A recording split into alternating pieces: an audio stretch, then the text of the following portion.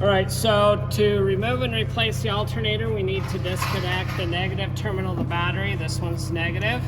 So we're just going to break this bolt loose, pull it up and out of the way, just like we did our starter. So this needs to be removed out of the way whenever we work on anything electrical.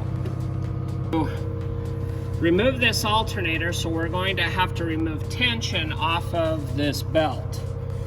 So over here we have a belt tensioner.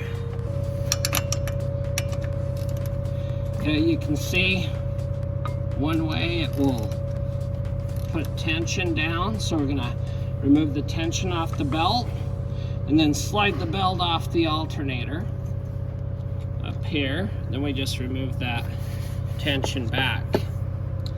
After we got the belt removed, we're now going to remove the 2 bolts. There's one here, will break loose, and then one down here that will break loose. These are the mounting bolts that goes to the bracket of the alternator. In case these bolts are different sizes, we want to keep the bolts separate. And we'll compare the two just to make sure. Okay, so these 2 bolts here, you can see they are the same. So it really doesn't make any difference, but if one was shorter than the other, we'd want to make note. It's probably a little easier to put this up out of the way because we need to get to the electrical wires here. You can see there's a plug right here that we need to unplug in the back. There's just a little clip. We push that little clip and then lift up. And on the back of the alternator, there's a bolt. What we'll probably do is pull the alternator up out of the way so you can see that bolt. Okay.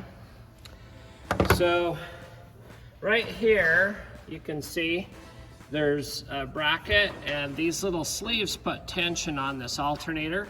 So this is locked in there, but we can gently use a pry bar and lift the alternator up, and you can see how we're prying that up out of there.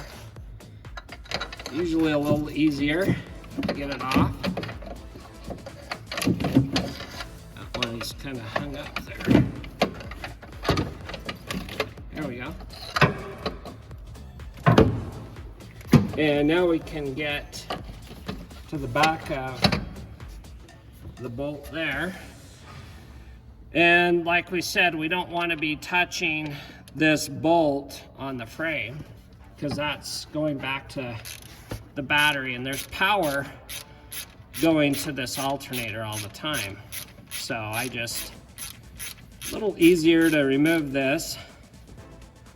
Instead of trying to get back behind, just move it up out of the way, undo the bolt, slide the positive off, and then we just remove the alternator. Okay, so the alternator's out. You could bench test this at an auto parts store. If the auto parts store doesn't have that ability, the VAT45 test would tell us if it's reading good, and a voltage drop test from here to the battery would determine if the cable is bad, the wiring, or the alternator itself. So we could do some hands-on tests. We're gonna pretend the alternator's bad. This one is now the replacement. So just like before, we just reverse procedure, and you can see this isn't going to go in there very well.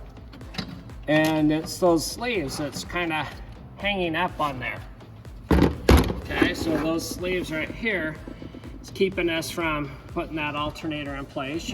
I like to get some channel lock pliers and see if I can push those back in.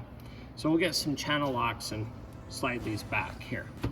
Okay. Here's we're now just angling it. We're gonna push this to try to get us a little bit more clearance.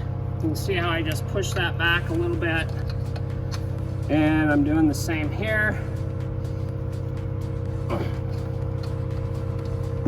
These little sleeves, a lot of people say, hey, it doesn't mount in there. Well, it's because these sleeves, they move.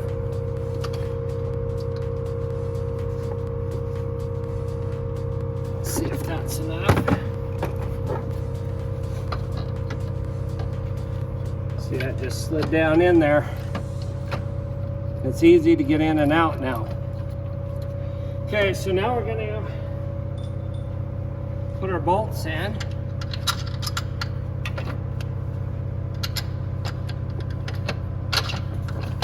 Slide that in. Slide this one in. Okay, thread them by hand. You may have to move this back and forth a little bit because the back is where the threads are. Want to get them started. These brackets we don't want to cross thread because there's tension with the belt.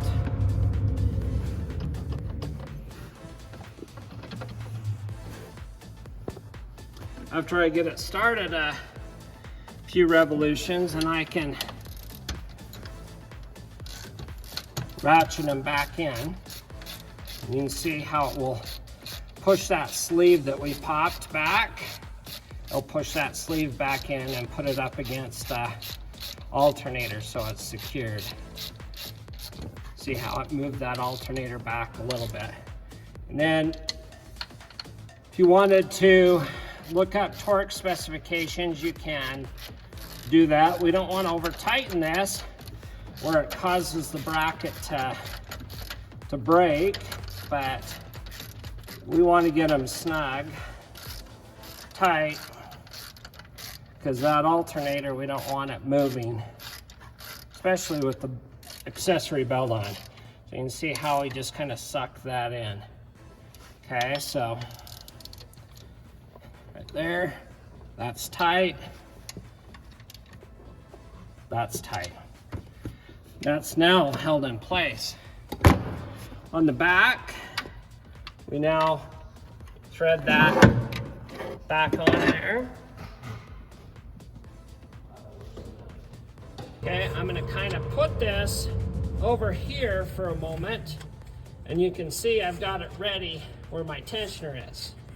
Now, I like to get this lined up here myself and slide it under. It's a little bit easier because if you are putting tension on this right here, okay, as I'm putting tension on this down, it's a lot easier maybe for me to just simply slide it under like this.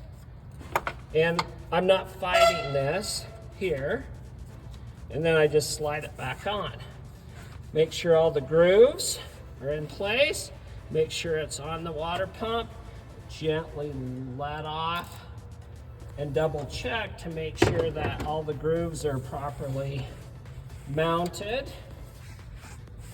and there's tension on the belt and it's in place. Okay, we gotta plug that piece in.